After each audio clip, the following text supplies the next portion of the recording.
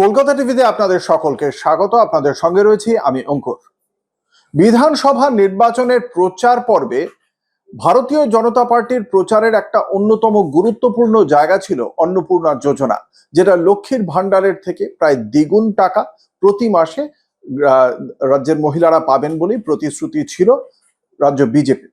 এবং সেই জায়গা থেকে যখন নির্বাচনে ভারতীয় জনতা পার্টি জয় লাভ করে, তারপরে আমরা দেখেছিলাম যে ফর্ম আসে, সেই ফর্ম নিয়ে বারংবার তা নিয়ে প্রশ্ন উঠেছিল যে অনেক শর্তের ভিত্তিতেই অন্নপূর্ণা যোজনার টাকা দেওয়ার কথা বলা হচ্ছে রাজ্য সরকারের পক্ষ থেকে। তারপরে সেই দীর্ঘ ফর্ম ফিল আপ করে বা অনেকেই যোগ্য হননি বলে অভিযোগ ওঠে। কিন্তু সম্প্রতি রাজ্যের মুখ্যমন্ত্রী সেক্ষেত্রে শুভেন্দু অধিকারী যে কথা বলেছিলেন যে 20শে অগাস্ট বেলা 12টার মধ্যে যদি যোগ্যদের অ্যাকাউন্টে 3000 টাকা অন্নপূর্ণা যোজনার বরাদ্দ হিসেবে না ঢোকে, তাহলে সরকার সেক্ষেত্রে প্রয়োজনীয় পদক্ষেপ করবে।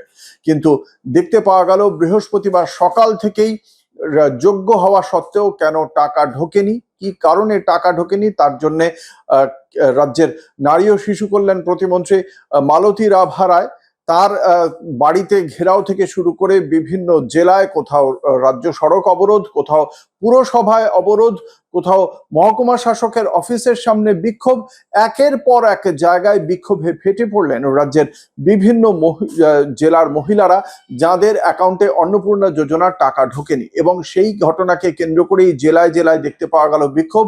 এই বিক্ষোভের কারণ অবশ্যই প্রশাসন খতিয়ে দেখছে যে ঠিক কি কারণে যোগ্যদের অ্যাকাউন্টে টাকা ঢোকেনি। ইতিমধ্যেই রাজ্য প্রশাসনের পক্ষ থেকে নতুন পোর্টালের ঘোষণা করা হয়েছে, যে পোর্টালে গেলেই দেখতে পাওয়া যাচ্ছে আবেদনের স্টেটাস কি। যদি আবেদনের স্টেটাসে কোনো ভুল থেকে থাকে তাহলে নতুন করে আবেদনের সুযোগ পাওয়া যাচ্ছে, কেন রিজেক্টেড হয়েছে সেই আবেদনপত্র, তার কেন বাতিল হয়ে গিয়েছে সেই বিষয়টিও সেখানে থাকছে।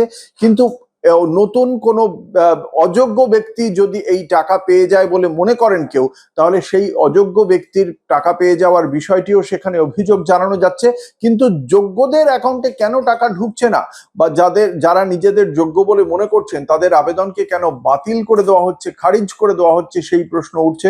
খুব স্বাভাবিকভাবেই জেলায় জেলায় অন্নপূর্ণা যোজনা, যেটা অন্যতম একটা ফ্ল্যাগশিপ প্রকল্প ভারতীয় জনতা পার্টির, সেই ফ্ল্যাগশিপ প্রকল্প নিয়েই যদি বিক্ষোভের আঁচ বাড়তে থাকে তাহলে সেটা রাজনৈতিকভাবেও সমস্যায় ফেলবে রাজ্য বিজেপিকে, তা নিয়ে কোনো সন্দেহ নেই।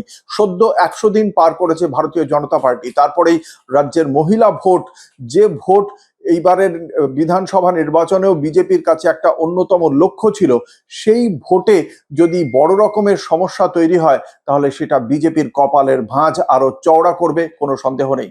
সেই জেলায় জেলায় মহিলাদের অন্নপূর্ণা যোজনার টাকা না পাওয়াকে কেন্দ্র করে যে বিক্ষোভের ছবি, সেই বিক্ষোভের ছবি দেখুন কলকাতা টিভির পর্দায়।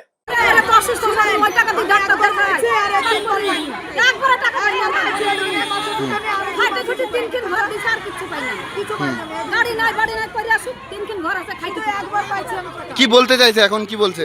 আজকে বিডিও অফিসে তো এসছেন। আমি অন্নপূর্ণা ভান্ডারে একবার পাইনি, আমাকে 3বার ঘরে নিয়ে গেছে, 3বার ওই ঘরে। আমি পাওয়ার যোগ্য, আমি গরিব মানুষ, আমার কি অবস্থা তারাই পাচ্ছে জানেন। আমি ভগরাপুর থেকে আপনার পাবেন, ভুল যাচ্ছে এখান দিয়ে দেখাচ্ছে কাগজ, বুঝে পাবেন, কিন্তু দিচ্ছে না, পাইনি একবারে না। এক গ্রুপ হয়ে গেছে বললে এখানে টাকা ঢুকছে না বাবা।